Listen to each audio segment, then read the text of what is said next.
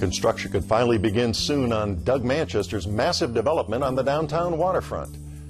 Toni Atkins lost the Assembly speakership, and some county supervisors are trying to hold on to their own seats. And the superintendent of Poway Unified paid big bucks for and then altered a report critical of management. I'm Mark Sauer. The KPBS Roundtable starts now.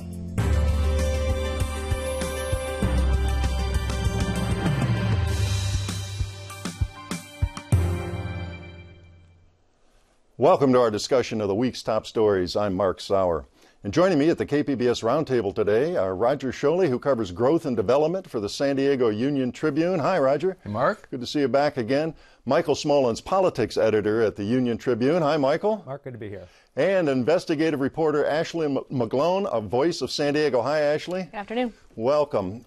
Well, a controversial major construction project on prime waterfront land could finally break ground soon. Doug Manchester's Navy Broadway complex has been languishing for years. But now the California Coastal Commission has thrown the holy water on it, leaving one last legal barrier to be overcome. Roger, start by telling us how big this thing is. It's big, and where it's going to be specifically. Well, it covers 12 acres at Broadway and Harbor Drive, between Harbor Drive and Pacific Highway. It's been in the works since 1989.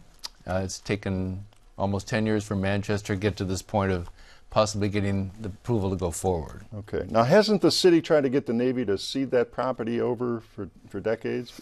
Because doesn't this go way back to World War I time when the Navy kind of took over? Well, the city voters gave the land to the Navy, and the Navy has control over it. They didn't have a reversionary clause built in at the time, so the city really never made much of an effort officially to try and get the land back. A lot of citizen groups tried to do that, but it didn't go anywhere. And now, how did Doug Manchester, who we should say, of course, is the former owner of your newspaper, the Union Tribune, how did he secure rights to build this back in the 2006? Yeah. Well, there was a competition, a developer competition that the Navy held, taking bids from different companies, and Manchester won. Okay, and of course he's built a lot of places down there. So he's not owning it, he's having a 99-year lease with the Navy.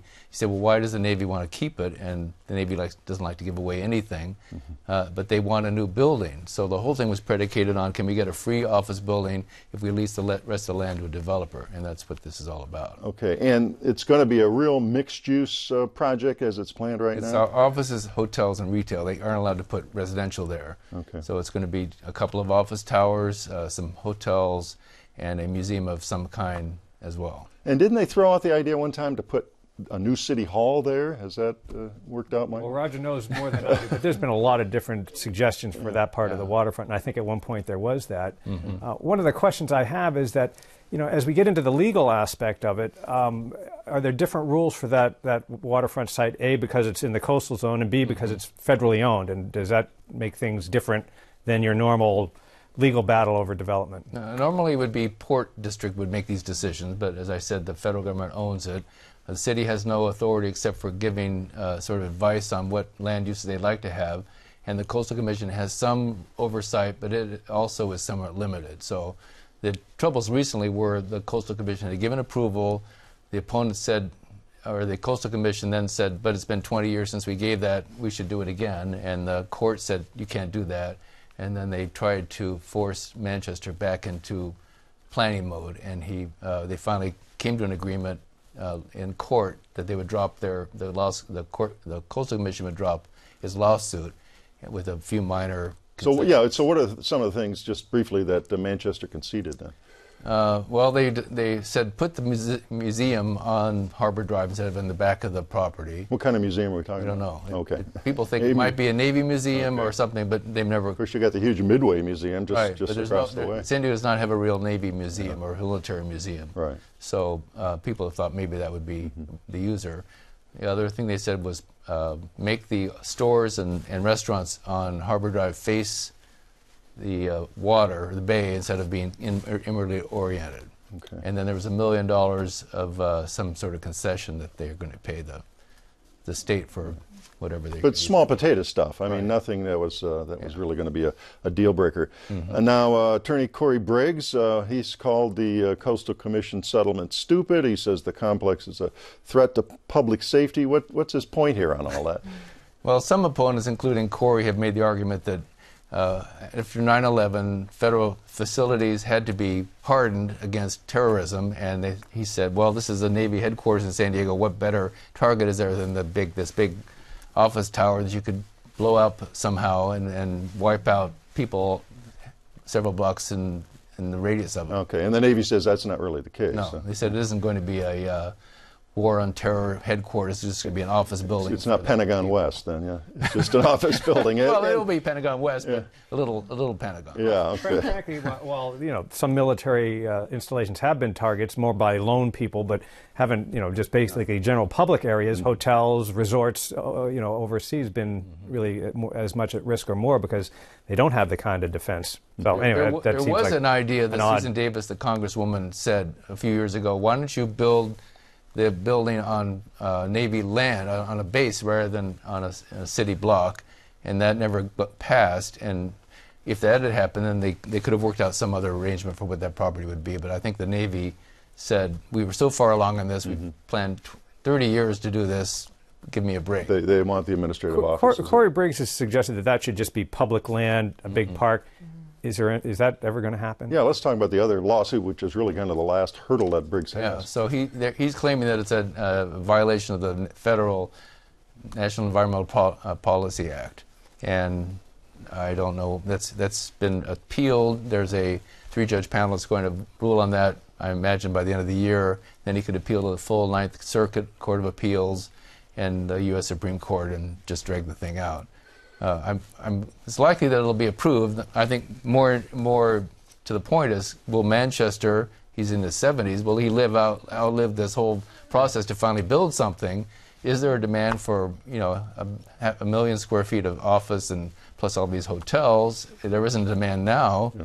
So, and we had maybe another real estate cycle before the thing actually starts. But the best case scenario for them is they'll get the thing settled with the courts, and by 2019, they might start construction. All right, there's another, I want to shift gears into this, in this segment a little bit. There's another big development project that was in the news this week. It's the expansion of the convention center. We've got a bite from Councilmember Todd Gloria, what he had to say about this. This will give us the largest contiguous exhibit space on the entire west coast of North America and provide San Diegans, locals, with a 5-acre rooftop park that it will provide spectacular views of San Diego Bay and the Pacific Ocean, all for free, all year round. Well, there's your optimistic take on this expansion, which of course may never get done, speaking of projects that have been hung up. But the news this week, the price tag went up. What happened here? Well, the original plan was $520 million, and the latest number is $549 million, and the number that was first reported was the report people just looked at the wrong column, and so that's not really important. Okay. The more important thing is Mayor Faulkner said, with this report, which says we should do contiguous rather than an off-site annex, which I call it, some people call it a campus,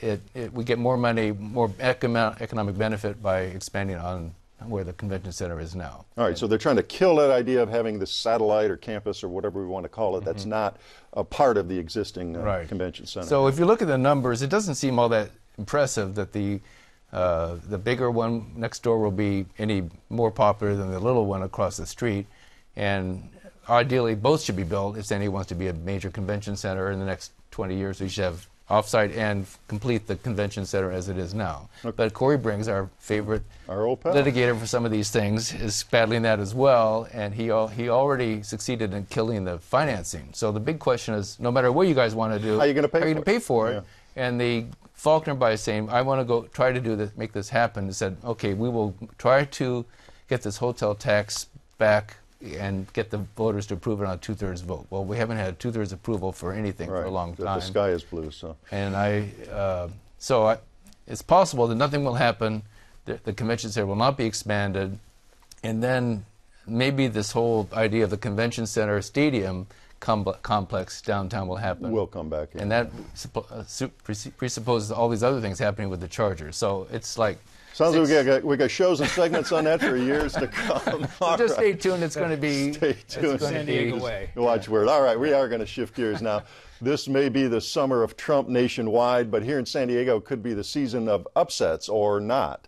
Let's start with San Diegan Toni Atkins, who took over as Assembly Speaker with great fanfare. Well, it turns out that her speakership was short-lived. Michael, what's happened this week? What's going on up there in Sacramento? Well, the Democrats in the State Assembly agreed to replace Toni Atkins, at least starting in January, not immediately, with her successor. Now, the big news here is that happened a little earlier than they thought. It was going to happen at least at the end of the year, early next year. That's the way, the normal course of things.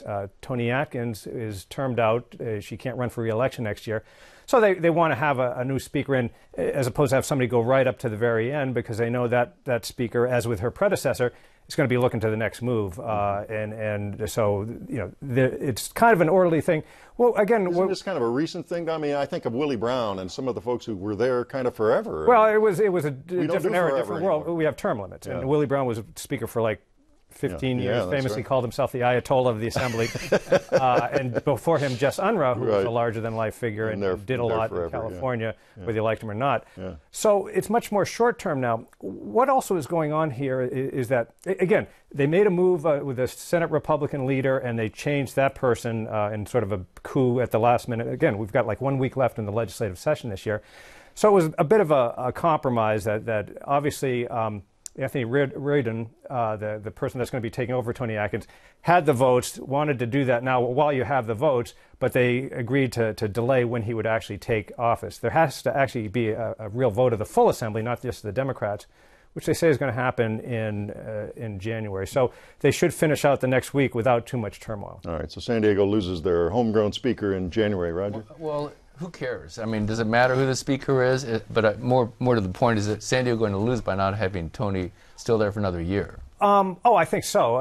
Having somebody in a strong leadership position, the speaker, there are certain things that you certainly get. And Toni Atkins has had some impact. She was, a big person in this big water bond that they've been trying to get on the ballot for a long time.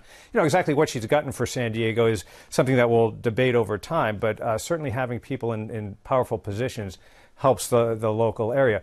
But the reality of it was she came in as a caretaker. I mean, they installed her last year with only 2 years left, and it was understood that, by the beginning of next year, probably at the latest, they would move on. So this isn't like, this huge coup. And what also is going on is that they've changed term limits. Initially in the Assembly, you could only spend 6 years, 3 two-year terms. We voted to expand that to 12 years overall in the Assembly. So the new person, Reardon, could come in and he can last till 2024, which is a lot longer than the most recent speakers. And there's value in that. Willie Brown, Jess Unruh, they could have gone on for life had they done that. But being in there for a longer period of time, you tend to be more powerful, unless there's a coup, of course. Right. What do we know about him? I don't really know much. He was elected last year, and it is odd. Again, term limits has changed the dynamic. Willie Brown and Jess Unruh had been in the legislature for a while, and it's usually somebody that kind of gains seniority. But now it's almost reversed because time is short, so they want to get in somebody early that they think has the chops to do it. But it's still a little bit of a guess because somebody's only been there a year, but they want that longevity. But that longevity, of course, is limited by term limits. Whole different dynamic. Before we get off the Toni Atkins topic, she has been asked what her plans are, whether she's going to come back to San Diego, run for mayor. Here's what she said. We got a bite on that on KPBS Evening Edition. Well, I think it's pretty clear that my focus is Sacramento and supporting San Diego in Sacramento. I'm the first speaker from San Diego. I'm mindful of how that has helped us in San Diego. And I think the best way that I can continue to represent San Diego is to focus on that job, get the work done that we need to get done. And that's going to take us through the end of the year. So we don't really know from that bite if she's going to run for mayor. We do love that cornpone twang in her voice, though, don't we? Anything you've heard on her future or what might happen? Yeah, I'd be surprised if she ran. Frankly, nobody seems to be organizing to take a run at Kevin Faulconer, which is rather remarkable. A Republican mayor in a city that has a strong Democratic advantage in voter registration and a very strong labor political operation. But, he's kind of inoculated himself. The times are good in the economy in the city. Things have turned around. He's been a part of that. He's not solely responsible. But covered himself pretty well in the stadium, whichever way the Chargers go. And he's been doing a lot of work, groundwork in neighborhoods where he wasn't that popular in the election. The sort of south of I-8, the neighborhoods that have been shortchanged in his view, and so he's been spending a lot of time in those, actually largely Democratic neighborhoods because the Republican areas aren't really going to go for anybody else. So I don't think, Toni Atkins, Lorena Gonzalez, these names have come up and they show no inclination. So we could see, unless Kevin Faulconer is presented with a problem we don't know about that really makes him vulnerable, he's an odds-on favorite to win outright in the primary and not have to go to in June and not have to go to a November. So we don't see Toni going. Not for that race. Well, it's interesting to see where she goes. Yeah. Well, let's come back a little closer to home here now and look at this county supervisor's race. They were once considered safe. We've got term limits there now. These folks have been there forever, and now we're kind of stirring up the pot a little bit. Dave Roberts has had his political troubles, and he's got some hot water yet to deal with. The Democratic supervisor, and a couple of folks are lining up to go after him to lay the groundwork there. Well, just recently, Mayor Gaspard of Encinitas put her hat in the ring, along with Escondido Mayor Abed, Sam Abed. He's more of a kind of a little bit more of a fire-breathing conservative. She's more of a moderate coastal Republican, as we like to say. And Dave Roberts is more of a moderate, to liberal Democrat in that area. Of course, part of this happened because Dave Roberts has been accused of, mismanaging his office, of misusing public funds by 3 former aides who have left and have filed formal complaints. And there's a countersuit to that now, too. Yeah, it gets real complicated. Yeah. Another aide has sued them for slander. Saying stuff, that he says is untrue. Whether that stuff all gets settled and goes away, but, there's still a lot of stuff out there that will make it for good sound bites and good mailers. And it is, sort of a swing district. It's not a real Democratic or Republican district. It was represented by a Republican supervisor who retired before. So that's the dynamic right now. I think the Republicans, as always, would like to have just one candidate, a strong candidate, but it doesn't seem like Sam Abed's certainly going to back down. I think Mayor Gaspard is the one that the establishment or a lot of people would like. She's lined up some high-powered political consultants, the mayor's political consulting firm, so he may get involved. So that's going to be interesting. The question is, will the Democrat jump in if Roberts appears that week? That week, yeah. Well, let's finish then on one other little battle between Republicans here. Diane Jacob, been there forever, now going to be challenged by Joel Anderson within our party, who's backed by at least the party apparatus here. That is an interesting one and a peculiar one, frankly, because Diane Jacob was seen as very popular. She was reelected in a walk. She's been there forever. I mean, like 2 decades, give or take. And Anderson's, sort of a young upcomer, and a lot of this is, he's going to be facing term limits soon. But beyond just sort of the political ambition, there's a lot of dispute in East County. Diane Jacobs made some enemies, particularly among developers. SDG&E over the variety thing, that big line out to the desert. She's fought them on. The fires. So she's got some powerful people. And the Republican Party has lined up against Joel Anderson. They've dumped in $200,000 for his campaign. Backing him, yeah. The real interesting thing, now it's early, but he's been almost unseen in this race. I don't think he's even actually come out and said, I'm running for supervisor, even though he's been endorsed by the Republican Party. But again, we're still kind of in the ending of the dog days. But I think that what is interesting with the Roberts situation, here's a real opportunity for Republicans to take a Democratic seat. Meanwhile, they could be spending millions, frankly, among 2 Republicans on a safe Republican seat, if you look at it that way. Well, 15 months out, and it'll be interesting nationally, it'll be interesting locally as we get closer to the election next year. All right, we're going to move on. A technology consultant was hired last fall by Poway Unified School District to the tune of $40,000. His job was to assess the district's technology department and recommend improvements. And he did, but Ashley reported this week the Kansas-based consultant Bob Moore, he concluded that part of his job was impossible. How so? Correct. Yeah, he was hired to, in part, provide a 3 to 5 year roadmap for improving the district's IT technology department. A critical department, we should say, in any school. Absolutely, especially these days, right? The integration of technology and education. But he was supposed to provide a roadmap that helped them figure out where they needed to strengthen infrastructure, staffing, operations. But he said that what he was gleaning from 100 interviews from administration staff, some teachers, and almost I think every principal in the district, was that they were, I think he used the phrasing, so mired in the current state of affairs in the district and the dysfunction that they can't even imagine the next 3 to 5 years out, that they need to fix what's broken right here and right now.